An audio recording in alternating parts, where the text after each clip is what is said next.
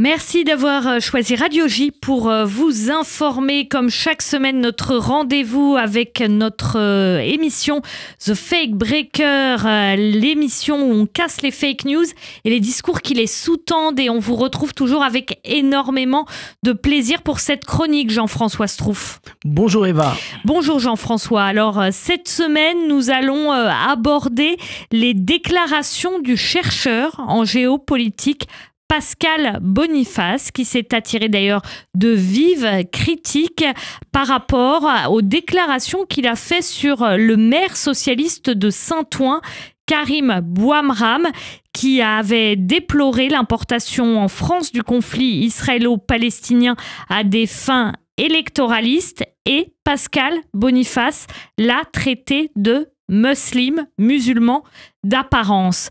Pourquoi ces propos de Pascal Boniface et qu'est-ce qu'ils nous disent? Ça veut dire quoi, musulman d'apparence? Alors, ça veut dire beaucoup de choses. D'abord, ça veut dire qu'on prend un individu quelconque dans la vie politique française et qu'en fonction de son propre nom ou de sa propre apparence, puisque c'est le terme qui est employé, on l'assignerait à identité. Ça signifierait que les gens ne sont pas simplement des citoyens, des responsables politiques, le maire d'une grande ville, mais aussi quelque part, on les renvoie à leurs origines. Or, on peut s'appeler n'importe comment en France. Le principe même de la liberté, de l'égalité, de la fraternité et de la laïcité, c'est qu'on est avant tout un citoyen qui choisit la manière dont on veut être considéré.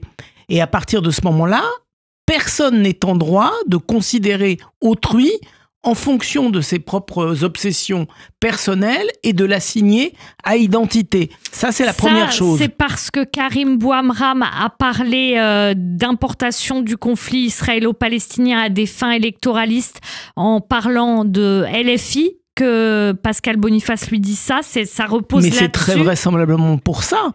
Et donc, qu'est-ce que ça veut dire aussi de cette... Alors là, il y a un autre type d'assignation. C'est qu'il faudrait avoir absolument une opinion sur ce conflit. En substance, je relis simplement factuellement les choses, et il faudrait avoir une opinion sur ce conflit. Mais pourquoi sur ce conflit? Pourquoi pas sur d'autres conflits? Alors là, je ne vais pas assigner à identité quelqu'un malgré sa volonté. Je vais prendre le cas de Rima Hassan. D'accord? Le cas de Rima Hassan, elle est suffisamment engagée sur des sujets pour qu'on puisse lui dire. Donc, vous vous revendiquez comme quelqu'un du monde arabe. Vous vous revendiquez comme palestinienne. Je ne sais pas si elle l'est ou si elle ne l'est pas ou si c'est douteux. Mais en tout cas, c'est de ça qu'elle se revendique. Alors, Madame Rima Hassan, pourquoi vous ne vous exprimez jamais sur la question de la Chine et des Ouïghours? Les Ouïghours sont un peuple musulman, donc ça doit vous parler quelque part. Ils sont opprimés par la Chine, déportés. On leur fait du lavage de cerveau pour extraire de leur identité leur appartenance à l'islam. Ça devrait vous concerner. Pourquoi jamais un mot sur cette cause? Et on pourrait appliquer ça à énormément de gens qui se revendiquent du combat pour les Palestiniens. Pourquoi sur cette cause-là et sur 150 autres conflits, on pourrait en énumérer énormément. Vous ne vous exprimez pas. Et on pourrait aussi assigner Pascal Boniface qui veut assigner les autres en lui demandant « Mais vous, monsieur Boniface, pourquoi vous ne montez pas au créneau tous les jours? Tous les jours, il y a des crimes contre les Ouïghours. Pourquoi on ne vous entend pas tous les jours sur ce que la Chine fait subir aux Ouïghours ?» Donc, on imagine une société dans laquelle chacun serait assigné à son identité. Lui, il est juif, lui, il est noir, lui, il est ceci, lui, il est musulman, lui, il est bouddhiste. Et donc, en fonction de cela, de l'identité qu'on aurait assignée, on obligerait, entre guillemets, les gens à énoncer un certain nombre de positions sur tout, rien et n'importe quoi dès lors qu'on leur a assigné une identité. Et ça va à l'encontre des valeurs de la République.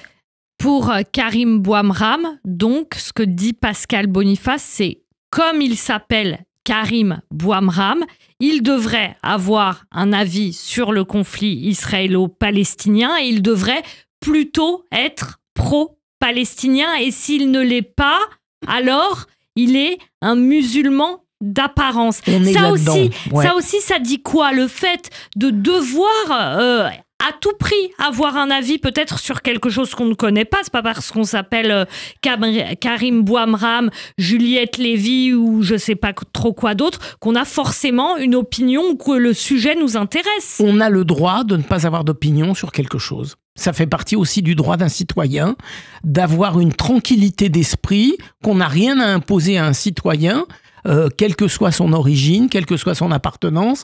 On n'a rien à imposer à personne. C'est les règles de la République. Qu'est-ce que ça nous dit sur la pensée de Pascal Boniface ? Il a été traité de tout sur les réseaux sociaux, de raciste, Qu'est-ce que ça nous dit sur sa pensée ? Ça nous dit que c'est quelque part une pensée dictatoriale. C'est-à-dire que en tant que citoyen, je m'autorise à exiger que des personnes fassent ceci ou cela.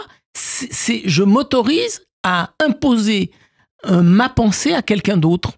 C'est quelque chose qui est contre toute à quelqu'un d'autre et en plus en raison de son identité. De son appartenance à quelque chose de supposé. Parce que moi, quand je lis Karim Bouamram, je lis le nom d'une personne. Je ne l'associe ni à l'islam, ni à d'éventuelles origines maghrébines. Après, c'est son droit de dire, moi, je suis corse. C'est là que c'est important. Et je le dis beaucoup au public juif, c'est pour ça que c'est important de l'entendre. Nous n'avons pas à être assignés à une quelconque identité. On fait des choix, on peut s'impliquer sur tel conflit ou ne pas s'impliquer. C'est le droit de tout citoyen de ne pas avoir une opinion sur quelque chose. Et la démocratie, c'est de respecter ce droit à ne pas avoir une opinion sur quelque chose. Merci beaucoup Jean-François Strouf. Jean-François Strouf qu'on retrouve toujours avec énormément de plaisir pour cette chronique hebdomadaire. Donc chaque dimanche, rendez-vous sur Radio J pour The Fake Breaker. Merci Jean-François. À bientôt Eva. À bientôt.